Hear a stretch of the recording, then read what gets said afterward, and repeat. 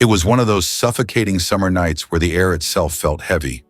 The kind of night where even with the windows wide open, no breeze made it inside. I remember sitting on the couch, fanning myself with an old magazine, watching the ceiling fan spin uselessly above me. My parents had left earlier that evening to visit my aunt in the next town. They'd asked me if I wanted to go, but I'd said no. I had summer reading to catch up on, and honestly, I just wanted the house to myself. At 16, being home alone felt more like a reward than a punishment. Around 9 p.m., right when the sun's last bit of light slipped under the horizon, the power went out. Everything died at once. The TV, the lights, the fan. The sudden silence was so complete it felt wrong. I sat there in the dark, the faint glow of the streetlights outside, the only thing keeping the living room from turning pitch black. At first I thought nothing of it. Summer blackouts weren't unusual in our neighborhood. The power grid always struggled with the heat. I figured it'd come back on in a few minutes, but the longer it stayed dark, the more uneasy I felt. I lit a couple of candles from the kitchen and set them on the coffee table. Their glow was warm, almost comforting, but it also cast these long, twitching shadows against the walls.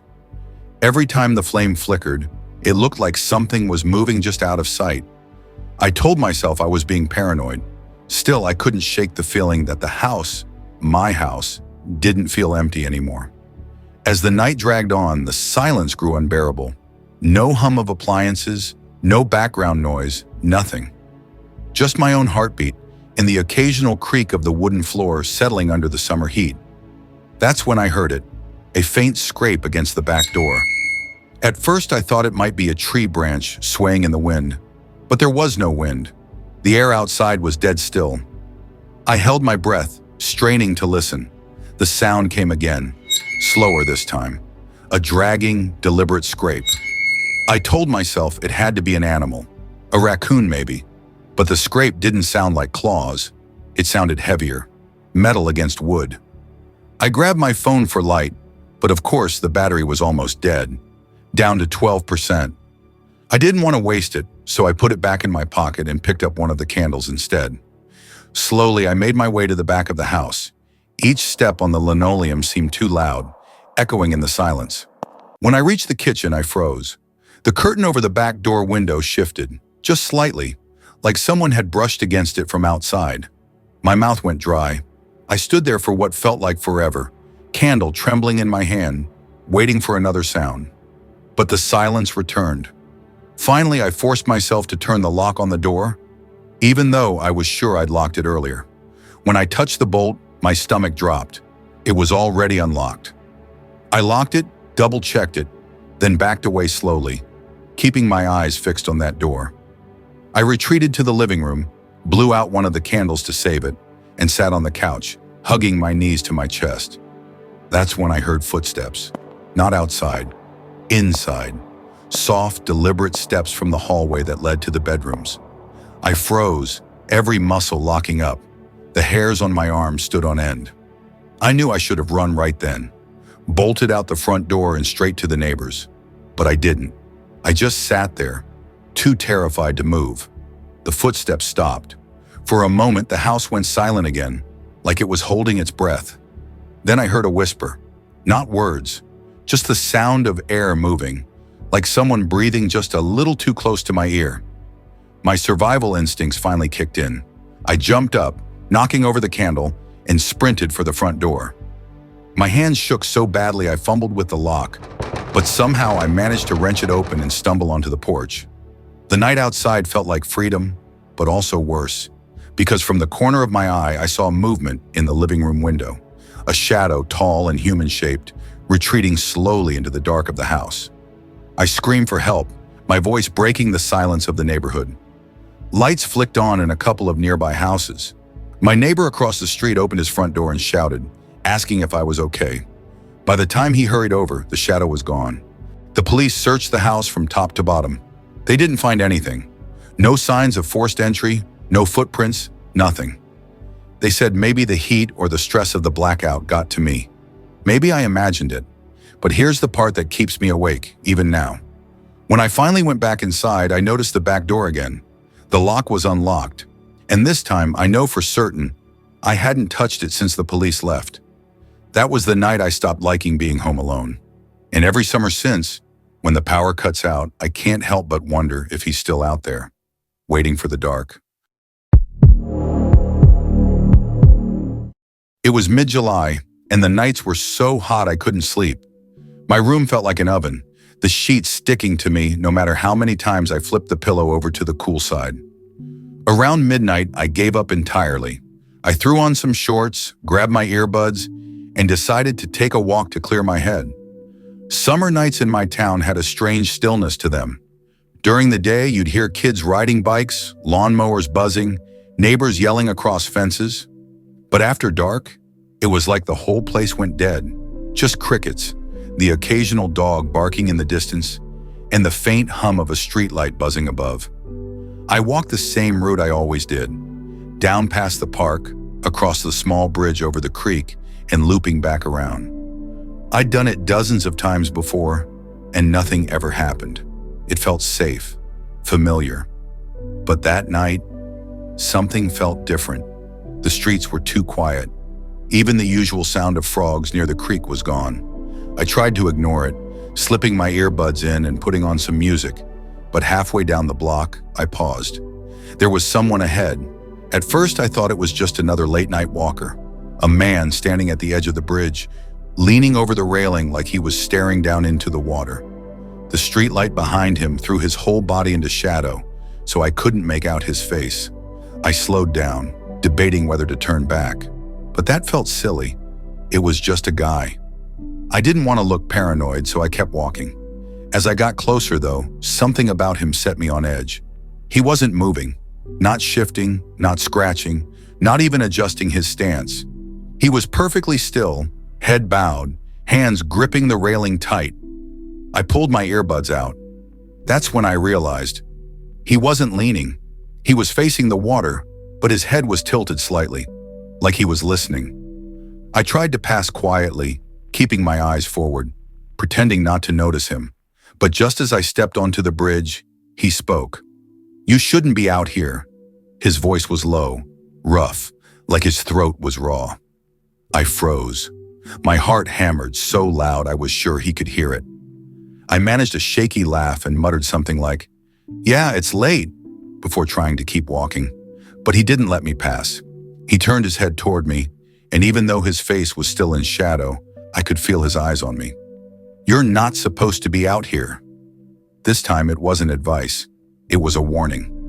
I tried to play it cool, giving a small nod and quickening my pace. But the second I passed him, I heard it. The sound of boots on concrete. Heavy. Following. Every instinct screamed at me to run, but I forced myself not to. Not yet. Running might set him off. Instead, I sped up, my sneakers slapping against the pavement louder than I wanted them to. The footsteps behind me matched, step for step. By the time I reached the far end of the bridge, I couldn't take it anymore. I broke into a jog, and the sound of boots broke into a jog right after me.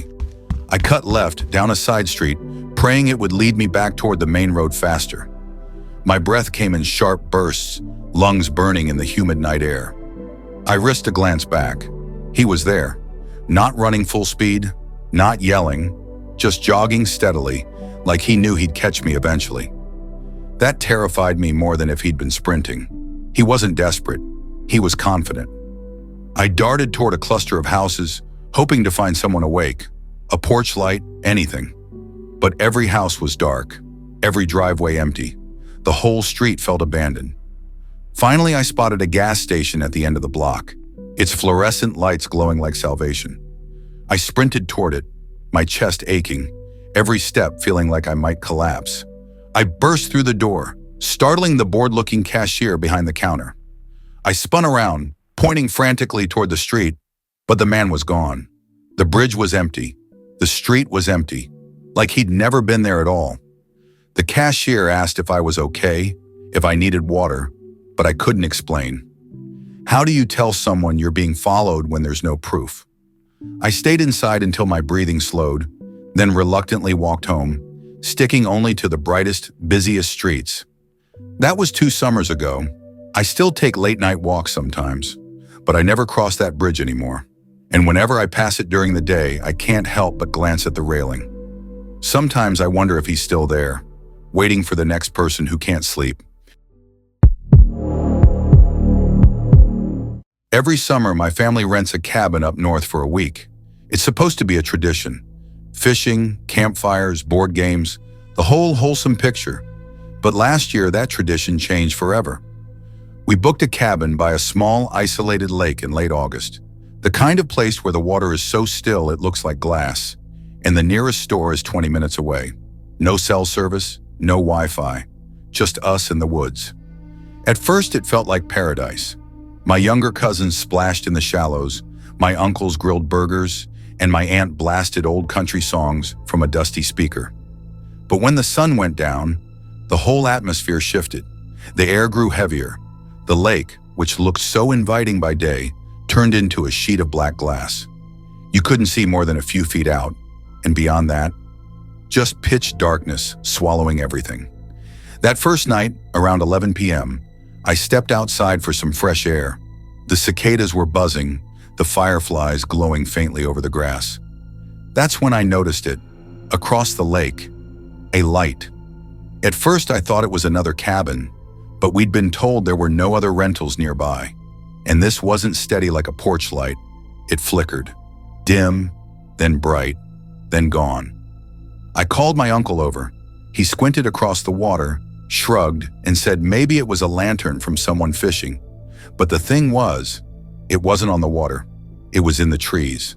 Too high to be a boat, too far inland to be on the shore.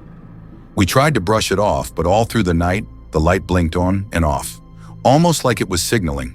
By morning, it was gone. On the second night, I stayed up late reading in the loft. The cabin was quiet, everyone else asleep. Around 2 a.m., I heard something strange. Splashing, not the gentle lapping of water against the dock. Number. This was heavy, deliberate splashing, like someone wading through waist-deep water. I crept to the window that overlooked the lake. The moon was bright enough to cast a pale reflection across the surface. That's when I saw it, a figure standing knee-deep in the water. They weren't fishing. They weren't swimming. They were just standing there facing our cabin. I ducked away, heart slamming against my ribs, and stayed on the floor until the sound stopped. The next morning I told my cousin. He laughed it off, saying it was probably just a deer or a fisherman, but I knew what I saw.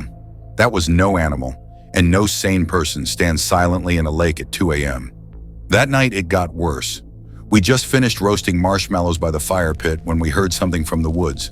A whistle. At first faint, like it could have been a bird. But then it came again, louder.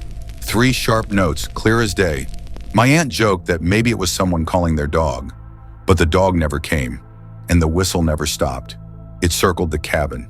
From the left side, then the right, always just far enough away that we couldn't see who it was. Finally, my uncle yelled into the trees, "Who's out there?" The whistling stopped. For a full minute, the woods were dead silent. Then from across the lake, the light flickered again. We went inside and locked everything. Nobody slept well that night. I kept hearing things. Faint tapping on the windows, the sound of someone dragging their hand along the wood siding of the cabin. At one point, I swear I heard footsteps in the loft, even though I was the only one sleeping up there. By dawn, I'd barely closed my eyes. The final night is what sealed it. Around 3 a.m., we woke to the sound of pounding on the dock. Heavy footsteps, stomping wood. My uncle grabbed a flashlight and shined it through the cabin window. The beam landed on a figure standing at the very end of the dock. They weren't moving, just standing with their back to us, staring out over the water. My uncle shouted. No response. He flicked the light off and back on again. The dock was empty. We left before sunrise, throwing our bags into the cars without breakfast, without talking. Nobody wanted to admit it, but we all felt the same thing. Something didn't want us there. Now, whenever my family talks about planning another lake trip, someone always changes the subject. Because deep down, we all know the truth. That cabin's still out there. And so is whoever, or whatever, watched us that summer night.